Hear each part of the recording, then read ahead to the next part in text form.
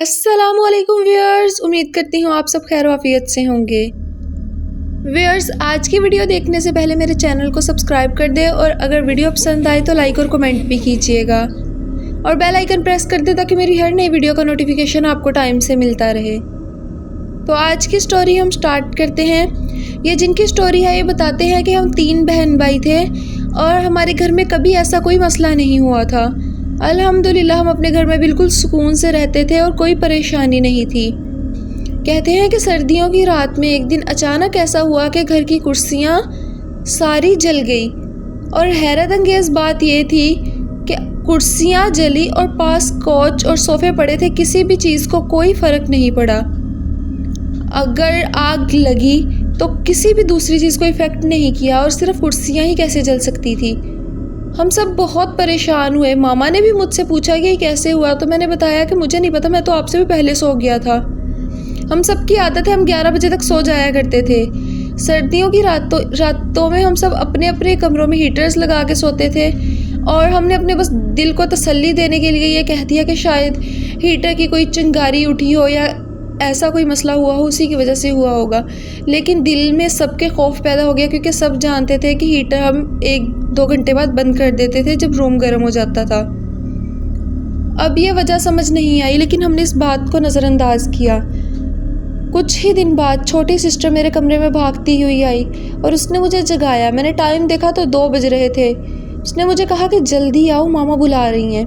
मैं भागा गया, मुझे लगा मामा की तबीयत ठीक नहीं होगी, लेकिन जब मैं गया तो मामा ने मुझे खामोश रहने का इशारा किया। मैं समझ नहीं पाया कि मामा आखिर मुझसे कहना क्या चाह रही हैं। थोड़ी देर बाद उन्होंने दोबारा से इशारा किया कि बोलो मत, मेरे पास आओ। मैं मामा के जब पास किया तो मैं मामा से पूछने ही वाला था कि मामा आपको क्या हुआ है, आपके चेहरे पर पसीना क्यों आ रहा है, क्योंकि सर्दी की रात है।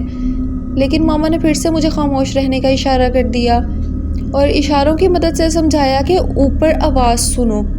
जब मैंने आवाज़ सुनी तो ऐसा लग रहा था कि जैसे हमारी छत पर कोई घोड़े दौड़ा रहा हो।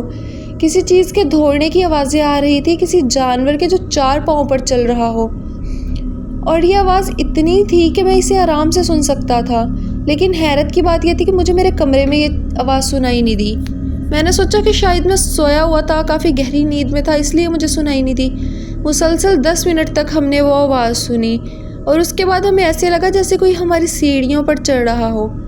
साथ ही घर में हमारे चाचू रहते थे। मैंने उन्हें कॉल की लेकिन उन्होंने मेरी कॉल रिसीव नहीं की। उनका छोटा बेटा जो हमारे घर की ड्राइंग रूम में ही था, मैंने उसे कॉल की। वो जागा तो मैंने उसे कहा कि ज़रा बाहर निकलो। पूछा उसने मुझसे कि क्या हुआ है। मैं बताता चलूँ कि हमारा हॉल और बाकी रूम्स जो हैं, बाहर एक छोटा सा सहन आता है और सहन के साइड पर ड्राइंग रूम है। सहन में से ही सीढ़ियाँ चढ़ती हैं जो छत की तरफ जाती हैं। और वो ड्राइंग रूम में लेटा हुआ था, जबकि आवाज़ सहन से सीढ़ियों से ऊपर जाने की आ रही थी। मैंने उससे ये सिचुएशन नहीं बताई, मुझे लगा वो परेशान होगा। मैंने उससे कहा कि बस हल्का सा मुंह बाहर निकाल के देखो, हमें लग रहा है कि शायद चोरों चक्का कोई आ गया है और वो छत पर जा रहा है, शायद वो वहाँ से नीचे आने की कोशिश करेगा। मैंने अपनी तरफ से बस उसे कहानी डाली ताकि वो परेशान ना हो और देख के बताए। जब उसने वहाँ पर देखा, हॉल का थोड़ा सा दरवाज़ा खोलकर हम उसकी एक्टिविटी को नोट कर रहे थे। जब उसने ड्राइंग रूम का दरवाज़ा खोला और सीढ़ियों की तरफ देखा, मैं नहीं जानता कि उसको सीढ़ियों पर क्या नज़र आया, लेकिन इतना कि वो वहाँ पर बेहोश होकर गिर गया। पहले 2 मिनट तो उसने साकत होकर उस चीज़ को देखा और जैसे वो बर्फ़ का मुजस्मा बन गया हो, लेकिन उसके बाद वो वहीं पर बेहोश होकर गिर गया। अब तो मुझे समझ नहीं आई कि ये हो क्या रहा है। हम सब खौफ के मारे, मैं उस टाइम की सिचुएशन बयान नहीं कर सकता कि उस वक्त हमारे दिल पे क्या गुजर रही थी। मेरी बहनें इस कदर सहमी हुई थी, मामा इस कदर सहमी हुई थी, हमें समझ नहीं आ रहा था कि अब क्या किया जाए। चाचू को दोबारा कॉल की, शायद उनका मोबाइल साइलेंट पे था, वो कॉल रिसीव नहीं कर रहे थे और चची के मोबाइल पे भी कॉल नहीं जा रही थी। किया जाए तो क्या किया जाए। उस कज़न को उठाने के लिए मैं बाहर जाऊँ तो ये क्या चीज़ है, ये मुझ पर हमला करेगी। मैंने अल्लाह का नाम लिया, जैसे तैसे आयतल कुर्सी पढ़ी। सीढ़ियों की तरफ मैंने देखने की हिम्मत नहीं की और अपने कज़न को खींचता हुआ किसी भी तरह अपने कमरे में ले आया। वहाँ पर जब मैंने उसे जगाया, उसके मुंह पे पानी के छींटे मारे, उसे होश में लाया। मैंने उससे पूछा, लेकिन मेरी बात सुनते ही उसके चेहरे का रंग पीला पड़ गया। उसने अपने नीले होंठों से मुझे सिर्फ इतना कहा, भाई मुझे सोने दो और मेरे पास बैठ जाओ, मैं अभी आपको कुछ नहीं बता सकता। صبح ابھی تقریباً 4 بجے تھے اور مکمل روشنی بھی نہیں ہوئی تھی کہ وہ دوبارہ سے اٹھ کے کہنے لگ گیا کہ مجھے میرے گھر جانا ہے، مجھے چھوڑ کے آؤ یا بابا کو کہو مجھے لے جائیں۔ اس میں اتنی ہمت نہیں تھی کہ ساتھ اس کا گھر تھا وہ چلا جائے، جبکہ اب سے پہلے ایسا کبھی نہیں ہوا تھا۔ آخر اس نے وہاں پر کیا دیکھا؟ بہت انسسٹ کرنے پر اس نے نہیں بتایا اور کہا گھر جانا ہے۔ میں نے بولا کہ ابھی روشنی نہیں ہوئی، تھوڑا صبر کر لو۔ تھوڑی دیر وہ ایسے ہی کسی طرح لیٹا رہا۔ ابھی سورج بھی نہیں نکلا تھا، فجر کی اذان نہیں ہوئی تھی کہ وہ اپنے گھر چلا گیا۔ اور گھر جا کر اس نے جانے سے پہلے مجھے کہا کہ میں گھر جا کر آپ کو ساری بات بتاؤں گا۔ جب گھر گیا تو اس نے اپنے بابا کے سامنے بیٹھ کر بتایا کہ وہاں پر ایک عورت تھی۔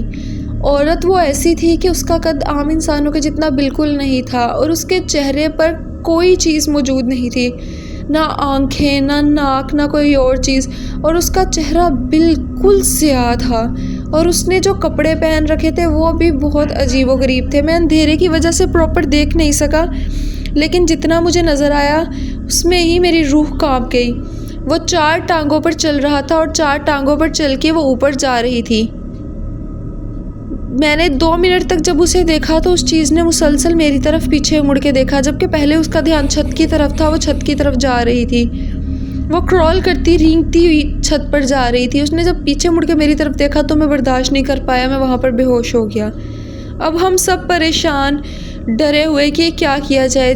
4 دن تو ہم چاچو کے گھر سے باہر ہی نہیں نکلے، چاچو کے گھر میں ہی ہم لوگ رہتے رہے جیسے تیسے کر کے۔ لیکن ابھی ہم نے اپنے گھر میں تو جانا تھا، ان کے گھر میں مستقل تو گزارا نہیں تھا۔ تو چاچو کے ایک دوست تھے جو کہ عالم تھے، انہوں نے ہمیں ایک پانی دیا، کہا کہ گھر کے چاروں کونوں پر پھینکو اور جس بچے نے اس چیز کو دیکھا ہے اسے بھی یہ پانی پلاؤ، اور جس جگہ پر اس چیز کو دیکھا ہے وہاں پر آیت الکرسی پڑھو، اس جگہ کے ارد گرد اس پانی کا حصار بناؤ، خود کو حصار میں لو اور پھر گھر جاؤ۔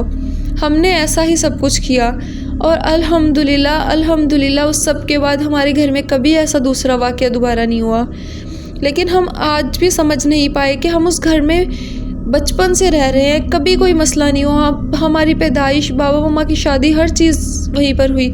آخر ان دنوں ایسا کیا مسئلہ ہو گیا تھا، یا وہ چیز کہاں سے آئی تھی کہ جس کی وجہ سے ہم سب کو اتنی پریشانی اٹھانی پڑی۔ لیکن جو بھی ہے الحمدللہ اب اتنے سال ہو گئے ہیں، لیکن اب سب کچھ اس گھر میں بالکل ٹھیک چل رہا ہے، کبھی کوئی ایسا دوسرا مسئلہ نہیں ہوا۔ لیکن ہاں، ہمیں ابھی بھی اس گھر میں اکیلے رہنے سے ڈر لگتا ہے۔ ایک دلوں میں جو ڈر اور خوف پیدا ہو گیا ہے وہ نہیں جا رہا۔ اب بھی ماما کہیں جائے یا کوئی چھوٹی بہن گھر میں اکیلی ہو تو سب کے دل میں یہ ڈر رہتا ہے۔